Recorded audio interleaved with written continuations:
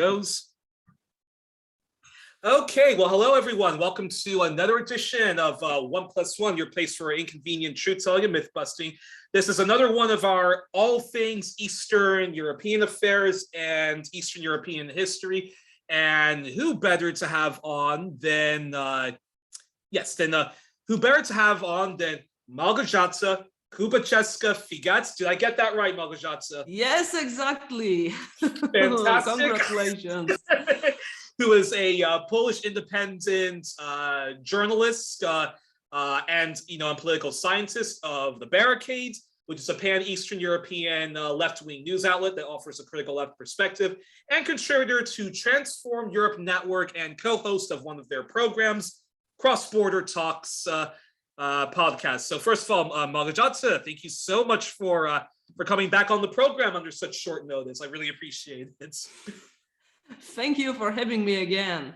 It's well, like I said, it's an honor to have you back on the program. I have to say I really enjoyed the episode I did I think about 2 or 3 episodes ago with you and your colleague Maria Chernat about feminism and the history of feminism in Poland and Romania. It was so interesting. I was just completely blown away by a lot of the facts that you gave about women being on the front line of all of the social transformations of Poland, and that's women, especially young women, are on the front lines pushing back against the right wing, against the far right movement, which unfortunately is in power in Poland with the evil twin and the law, freedom, justice, whatever the stupid fuck their party is called. We had an anniversary yesterday in Poland, so the anniversary of the Smolensk catastrophe, where another one of the twins was killed in a plane crash. So yesterday we celebrated again, the evil twin celebrated how supposedly the plane was destroyed purportedly by the Russians, and we had to listen again how the Russians kill innocent people, how they started already 12 years ago by killing Polish president in something that was actually a plane crash caused by, well, a range of factors, but definitely it was not an attack from outside. So, well, like I said, it was a great episode. I was so proud of that episode, and like when I was uploading it, I said to myself, "This is a really good episode of 1+1," and anyone who's not watching it and doesn't share it widely, well, it's their loss, because I thought it was fantastic. But 1+1 is a very non-profit thing. Like, I don't ask for any money, not yet. and it's my program. Like, I'm the producer, I'm the director. My father's the one that helps me to like merge like 5 parts into one if need be. But basically, like I choose all the guests, and like I go after my own interests, and I just have to hope that other people find it interesting, and if not, whoever did find it interesting, I just beg them to like share widely. But it was a really good episode. So all right, so on to the program, let's talk about Polish state of affairs. But actually, but before we even get into that, I just want to say solidarity to the people of Pakistan who are protesting against yet another Western-backed military coup and legislative coup against a democratically elected leader, Imran Khan. And so I really, hope that the people of Pakistan, this is a moment for them to really realize that they have to disband and defund and disarm the military and the deep state, the ISI. And we in the West have to do that with the CIA and all of the other dodgy secret organizations and our own military, as well as NATO. And solidarity to Julian Assange, and solidarity to the left-leaning folk at RT who are being censored, and solidarity to all indigenous people who are fighting for land back and their nationhood. So now on to discussing Poland. So Malgorzata, I wanted to ask you, how is Poland coping with the ongoing coronavirus crisis? And given we are still in the middle of a pandemic and not anywhere near out of the woods or the river. What do you and like-minded leftists in Poland and Eastern Europe think should have been the response and continue to advocate should be the response to vanquishing this highly infectious disease? Oh, I will surprise you, Yuri. There is no coronavirus in Poland for a few weeks. Our government proclaimed the end of the pandemic and it lifted all the restrictions already at the beginning of March. Right. This, of course, does not mean that people stop dying from COVID, but yeah, theoretically, the pandemic is over. So today in Poland, COVID is considered like one of many illnesses. There is no compulsory self-isolations anymore. There are no masks in the closed areas. No masks on the public transport anywhere. The only place where actually you should bother to wear a mask is a hospital. But it also depends largely on the self-conscious of people working there. Will they, when seeing a person without a mask, will they say, hey, you please wear this mask for your health and for safety of the others or not? Well, in fact, Polish people acted very, I don't know how to say that even, but in fact, we in Poland, a lot of people in Poland behaved like the COVID never existed already for quite a while. So the government, by proclaiming the end of pandemic, did not go against social sentiments. It rather like gave a gift to its voters, because the right-wing voters were against any restrictions from the very beginning, and they were very unhappy with them. Right. So just, the government listened to Vox Populi in this case. Oh, and what is sadly, in fact, most of the restrictions and most of, the state initiatives connected to COVID were aimed at supporting Polish business. We had two big projects started by the government. It was called like anti-COVID shield number 1 and 2. And it mainly consisted of giving money to business. Everybody who had a business and who could prove that the pandemic somehow messed up his affairs could receive a really significant financial support. And you have guessed already, I think, that a lot of companies that in fact did not suffer at all also requested for money on if their affairs went lower just a little bit, because when capital has a chance to get some money from the state, it goes for the money.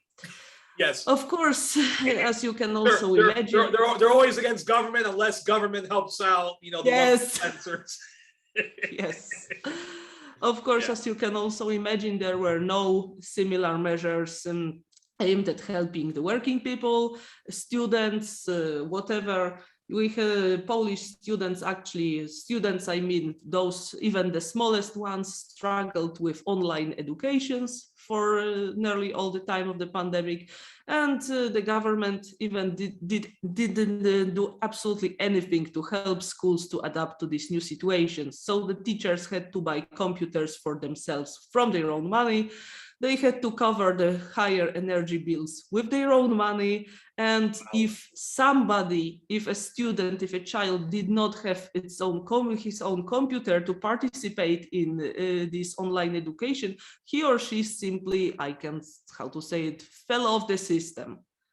So, yes, our fight against the pandemic in Poland was a mess from the beginning to the end. Those who were the weakest suffered the most. We had over 100,000 extra deaths compared to previous periods of Polish history. And some of the scientists, some of the medical statisticians say that we haven't experienced such a loss of population since the Second World War. Of course, there is no comparison still, because there were 6 million Polish citizens killed during the Second World War, but we haven't had such a big single health catastrophe in all the following 7 decades of Polish history. And as you can, you see, it's like this catastrophe happened and nobody cares. of course, apart from those who lost their loved ones during the pandemics. And you also asked me about the left's reactions to pandemics. So the social democratic left that is present in Polish parliament had actually quite a healthy approach to the pandemics, and it suggested a range of interesting solutions, starting from measures that would help the workers losing their jobs or those who were forced to start working part-time also. And then the left advocated for vaccination, for compulsory vaccination even at one point, for more information campaigns so that people are not afraid to get vaccinated. And in fact, most of those appeals went like unheard by the government, or rather, to be more precise, the government heard those voices, but also had a look at the opinion polls in which the right-wing voters kept saying that they don't want vaccination, they are skeptical about that. They don't want more government spending on healthcare because it would mean also higher taxes. And Polish right-wing voters hate taxes. Wait 1 second. They don't want government to fund healthcare because that requires them to pay more taxes. Exactly. Wow, y'all got some reactionary right-wingers in Eastern Europe.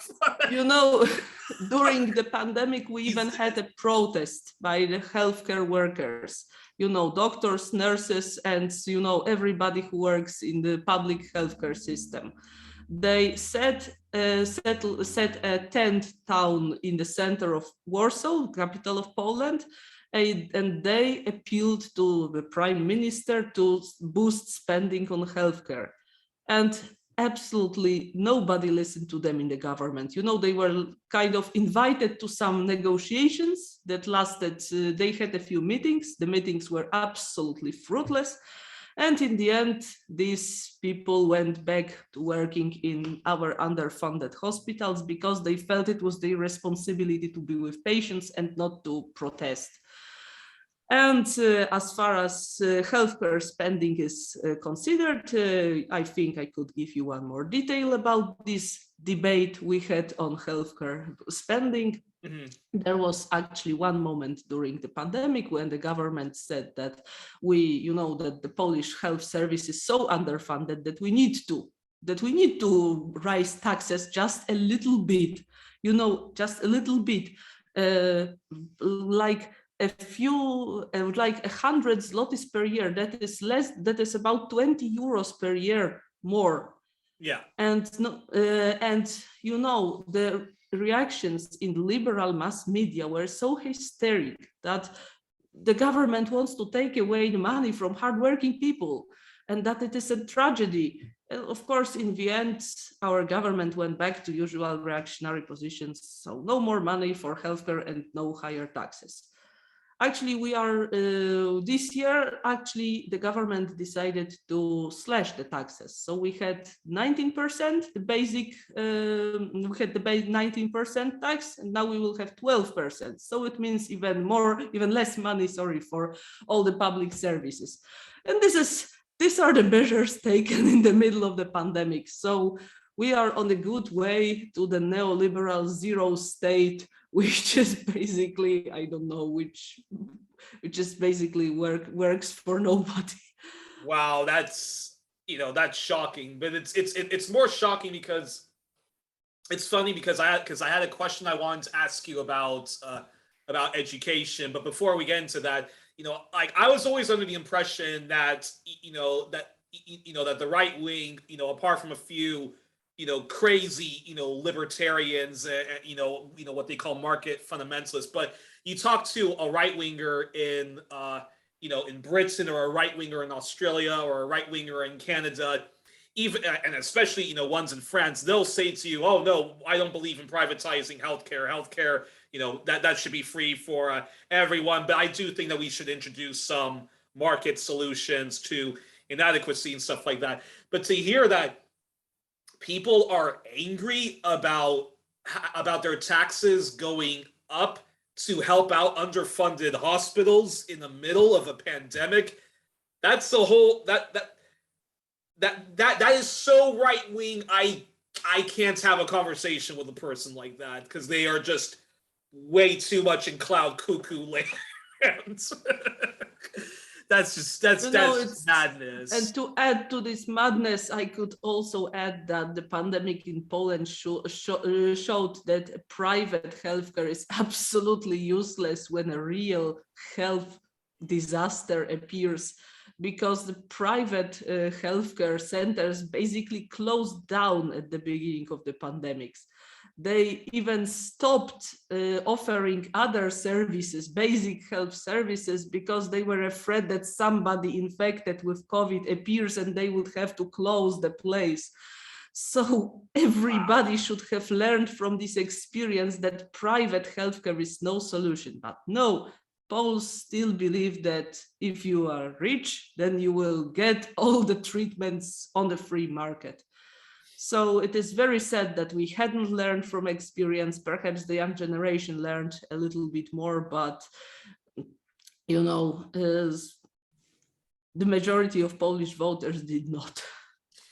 And you know, that's and you know, you mentioned that you know that that people in Poland, most of them, especially the ones that vote for all these stupid far right and and economic liberal parties, that they much of them believe that COVID is a hoax, or they think that COVID is just like it's just like the flu, and they don't want to get vaccinated, right? Yes, only about 30% of Polish society got 3 doses, and a little bit less than a half got 2. So then, in that case, do you think that the way to appease the anti-vax fundamentalists and so forth, and those who say that the vaccines aren't safe because they've been made too quickly, there's conflicts of interest and so forth, that we do need to go back to lockdowns that we had when the pandemic first broke out, 6 to 7 months or longer, until such a supposedly safe vaccine is safe? But with that, we on the left, we should be advocating that people get a universal basic income. We suspend their rents, taxes, mortgage payments, compensate businesses that have to close until the pandemic is done, and we keep all levels of school, back a year until it's safe and the conditions of school are more tolerable. Like, do you think that should be the left's response? That should also be the response, to people who say, I'm not taking the vaccine because it's not safe and all of that. Well, I think that definitely if the state supported business during the pandemics, it should also support the citizens. So what you said about suspending rents, mortgages, bank credits, everything, this also should be, this is the basic help for the citizens, not to lose everything during these pandemics. Exactly. Second, yes, also the universal basic income. If the government is unable to guarantee that everybody has a job because the states sold out everything and can no longer intervene on the free market, then let it support citizens in this way. Although guaranteeing the places to the workplaces would be much better. But if we can't have this, then let's go with the universal basic income. I'm a little bit skeptical about total lockdowns in my part of Europe because I know that it would not really work. Listen, Poland is now becoming again an industrialized country.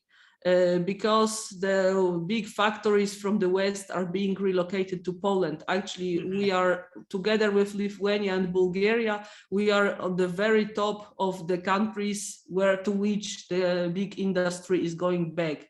And these huge factories can't be just closed down.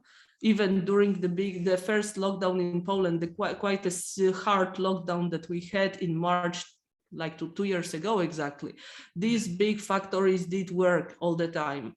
And I am also afraid that if we imposed a lockdown in all, in Polish economics, actually the workers would again wear this pay the price for that, because we have such an economical structure.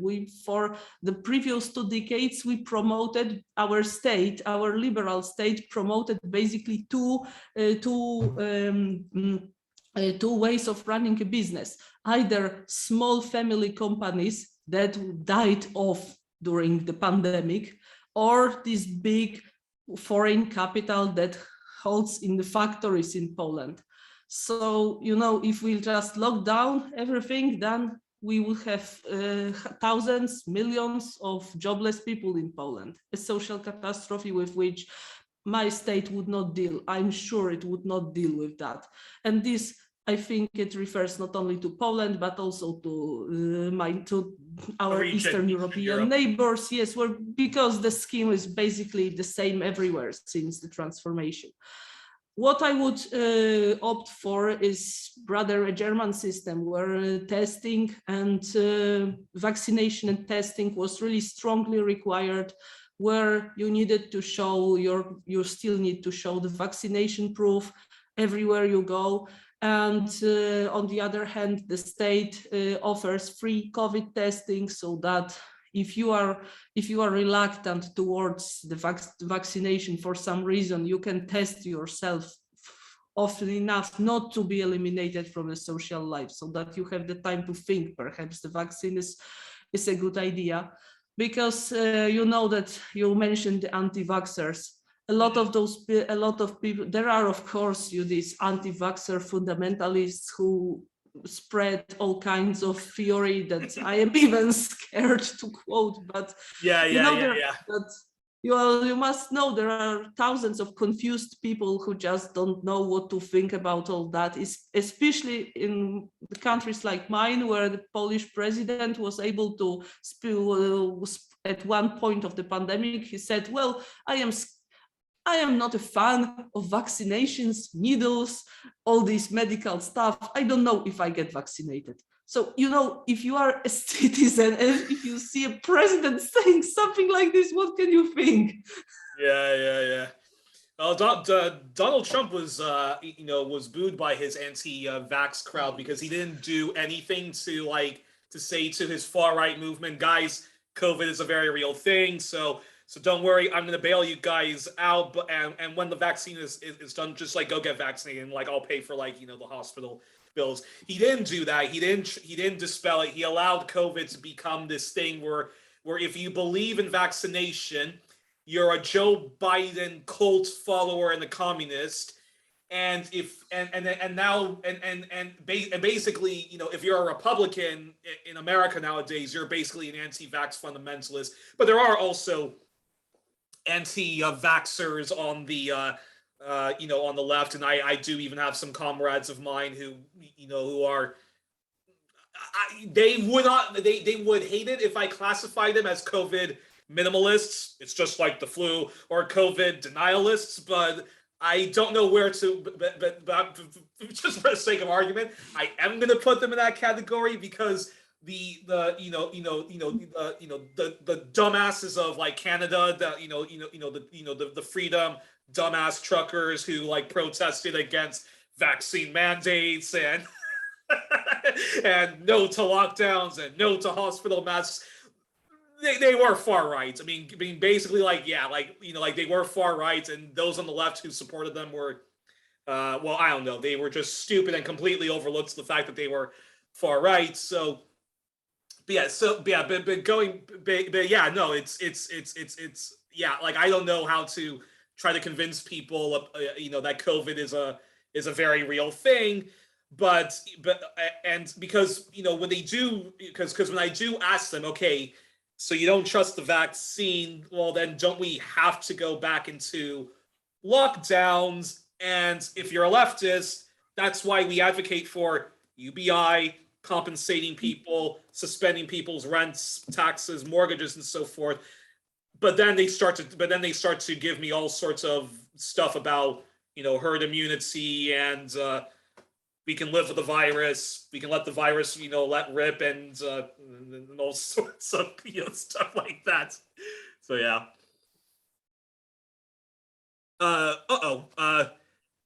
Looks like it's going to end my looks like it's going to end our conversation. For some reason, Zoom is going to kick us out. So I'm going to email you in a bit. And do you have Skype? And do you have Skype by any chance? I guess it is somewhere there. I haven't used it for ages, but I can like resuscitate it. Okay, yes, let's try to do that, because Zoom is about to cut us off because I had a previous interview before. So let's let's do that.